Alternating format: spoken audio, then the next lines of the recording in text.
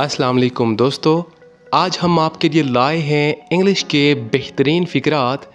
दोस्तों, अगर आप ये फ़िक्रात अच्छी तरह सीख लेते हैं तो आप विदाउट ग्रामर इंग्लिश बोलना सीख सकते हैं। ये चंद ऐसे फ़िक्रात हैं जो आम रूटीन में बहुत ज़्यादा बोले जाते हैं। फॉर एग्ज़ाम्पल, सोने का वक्त हो गया है, खाने का वक्त हो गया है, घर जाने का वक्त हो गया है, आज बहुत गर्मी हो गई है, सुबह हो गई है, शाम हो गई है, ये हो गया है, अंधेरा हो गया है। तो दोस्तों, इस तरह के मज़ीद सेंटेंसेस सीखने के लिए वीडियो को लास्ट तक ज़रूर देखिएगा। अगर आपने अभी तक QBT इंग्लिश चैनल सब्सक्राइब नहीं किया तो सब्सक्राइब कर लीजिए, क्योंकि इस चैनल पर आपको बहुत कुछ सीखने को मिलेगा। तो चलिए वीडियो को स्टार्ट करते हैं। दोस्तों, इस तरह के सेंटेंसेस सीखने के लिए बस आपने एक स्ट्रक्चर याद रखना है। अगर आप ये स्ट्रक्चर याद कर लेते हैं तो आपके लिए इंग्लिश बोलना बहुत आसान हो जाएगा। वो स्ट्रक्चर क्या है? वो है इट इज़ प्लस टाइम या condition. It is plus time या फिर कंडीशन के बारे में अगर बात करनी हो तब आपने इस स्ट्रक्चर का यूज़ करना है। फॉर एग्ज़ाम्पल, जाने का वक्त हो गया है। इस तरह के सेंटेंसेस हम अक्सर बात करते हुए बोलते हैं। जाने का वक्त हो गया है। It is time to go. It is time to go. आप इसको शॉर्ट फॉर्म में भी कह सकते हैं, it's time to go.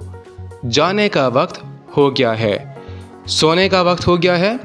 It's time to sleep. It's time to sleep. यानी जब आपने ये कहना हो कि सोने का वक्त हो गया है, तब आप इस स्ट्रक्चर को यूज़ करेंगे, इट इज़ प्लस टाइम या कंडीशन का। ठीक है। It's time to sleep. खाने का वक्त हो गया है। It's time to eat. It's time to eat. दोस्तों, ये बहुत ही आसान फार्मूला है इंग्लिश बोलने का, बहुत ही आसान तरीका है। बस आपने थोड़ी सी तवज्जो देनी है और इसको समझना है। खाने का वक्त हो गया है। It's time to eat. पढ़ने का वक्त हो गया है। It's time to study. It's time to study. काम करने का वक्त हो गया है। It's time to work. It's time to work. तो दोस्तों, साथ साथ आपने प्रैक्टिस भी करनी है ताकि आपको भी साथ साथ इंग्लिश बोलना आ जाए। जाने का वक्त हो गया है। It's time to go. सोने का वक्त हो गया है। It's time to sleep. खाने का वक्त हो गया है। It's time to eat. पढ़ने का वक्त हो गया है। It's time to study. काम करने का वक्त हो गया है। It's time to work. तो चलिए आगे मज़ीद प्रैक्टिस करते हैं। खाना पकाने का वक्त हो गया है। It's time to cook. दोस्तों, इस तरह के सेंटेंसेस हम अपने घरों में बहुत ही ज़्यादा यूज़ करते हैं, तो आपने लाजमी प्रैक्टिस करनी है। खाना पकाने का वक्त हो गया है। It's time to cook. शुरू करने का वक्त हो गया है। It's time to start. It's time to start.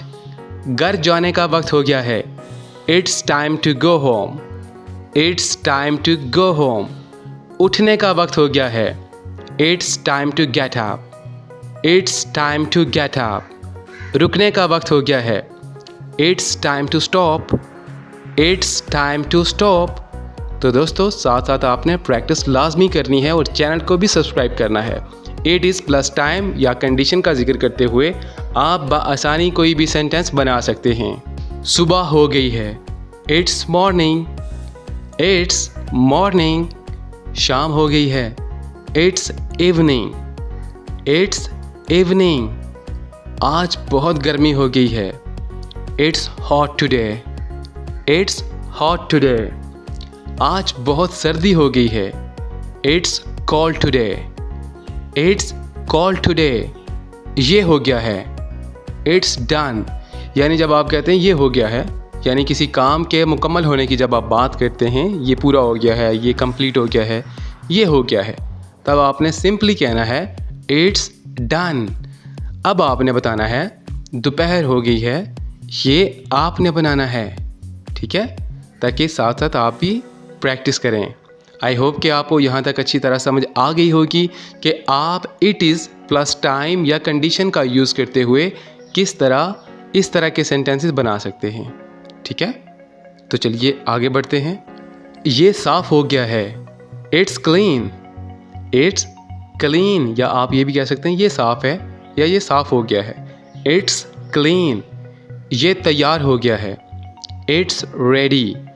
यानी जब आप किसी चीज़ के बारे में कहते हैं कि ये चीज़ तैयार हो गई है या ये तैयार हो गया है, तब आपने स्ट्रक्चर का यूज़ करना है।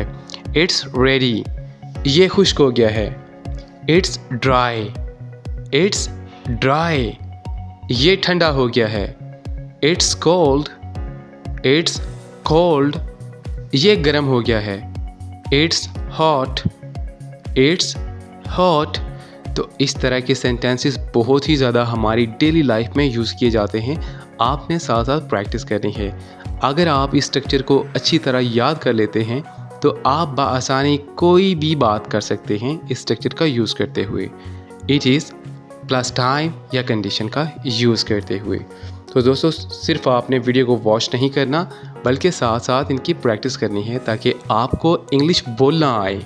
अगर आप चाहते हैं घर बैठे इंग्लिश में फ्री में इंग्लिश सीखें तो QBT इंग्लिश चैनल को लास्ट में सब्सक्राइब कर लीजिए। तो चलिए आगे पढ़ते हैं। दोस्तों अब हम सीखने वाले हैं प्रेजेंट परफेक्ट में अगर आपने बात करनी हो तो वो किस तरह करते हैं। यानी जब हम अक्सर बात करते हुए कहते हैं बिजली चली गई है, वो चला गया है, बच्चा सो गया है, उसने चाय बना ली है, वो पहुंच गए हैं, मैं पहुंच गया हूं।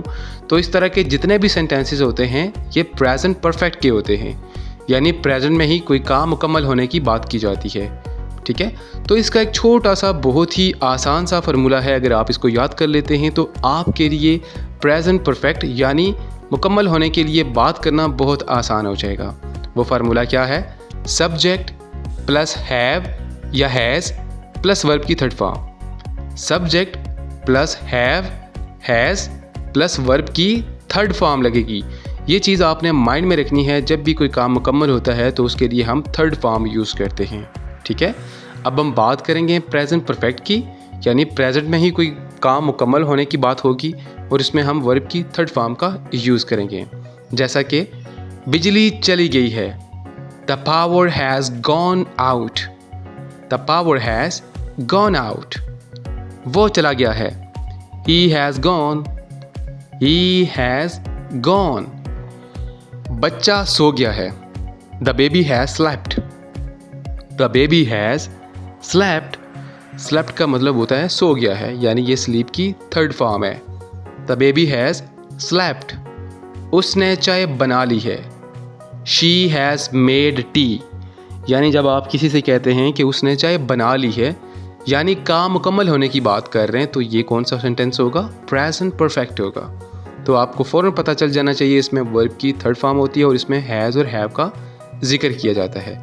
उसने चाय बना ली है, अब लड़की है तो लड़की के साथ हम हैज़ लगाएंगे। शी हैज़ मेड टी, उसने चाय बना ली है। वो पहुंच चुके हैं, they have arrived, they have arrived, यानी वो पहुंच चुके हैं। मैं पहुंच चुका हूं, इसकी इंग्लिश आपने बनानी है। तो दोस्तों साथ साथ आपने प्रैक्टिस भी करनी है ताकि आप आसानी के साथ समझ भी सकें और बोल भी सकें। जब तक आप इंग्लिश बोलेंगे नहीं तब तक आपको इंग्लिश बोलना नहीं आएगी, चाहे आप जितनी मर्जी वीडियोस देख लें। साथ साथ जो आप वीडियोस देखते हैं कोशिश किया करें साथ साथ बोलने की, वही सेंटेंसेस प्रैक्टिस किया करेंगे।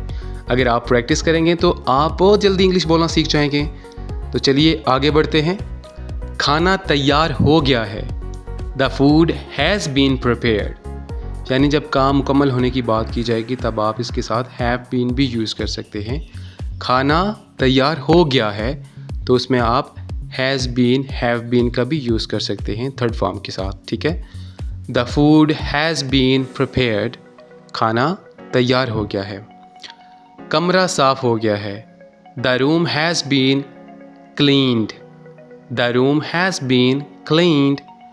गाड़ी धुल गई है, the car has been washed, the car has been washed.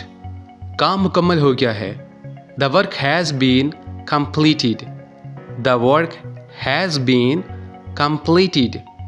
दरवाज़ा बंद कर दिया गया है, the door has been closed, the door has been closed. तो दोस्तों साथ साथ आपने प्रैक्टिस भी करनी है ताकि आप आसानी इंग्लिश बोलना सीख सकें। तो दोस्तों ये था हमारा आज का लेसन। आई होप आज के लेसन से आपने बहुत कुछ सीखा होगा। अगर आप चाहते हैं कि आप घर बैठे बिल्कुल आसानी के साथ बिल्कुल फ्री में इंग्लिश सीखें तो आप हमारा QBT इंग्लिश चैनल लाजमी सब्सक्राइब कर लीजिए। क्योंकि इस चैनल पर आपको फ्री में इंग्लिश सीखने के लिए बहुत कुछ मिलेगा, जिसके ज़रिए आप आसानी के साथ इंग्लिश बोलना सीख सकते हैं। तो अगर आप चाहते हैं कि आप इंग्लिश सीखें तो चैनल को मस्ट सब्सक्राइब कीजिएगा। तो मिलते हैं अगली वीडियो में, तब तक के लिए अल्लाह हाफिज़।